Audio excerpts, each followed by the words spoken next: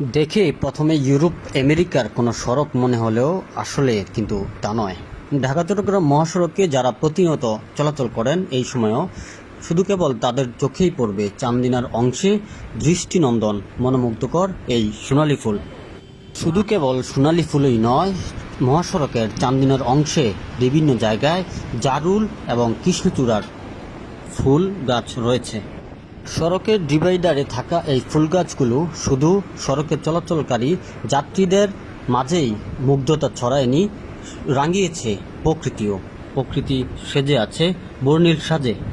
ফুল গাছগুলো দেখে অনেকাংশে অনেক জায়গায় পথচারীরা যানবাহন থামিয়ে ভিডিও করছে, কেউ ছবি ধারণ করছে, এভাবেই উপভোগ করছে প্রকৃতির সৌন্দর্য। এভাবেই ছড়িয়ে পড়ুক মহাসড়কের চান্দিনার অংশ সারা বিশ্বব্যাপী।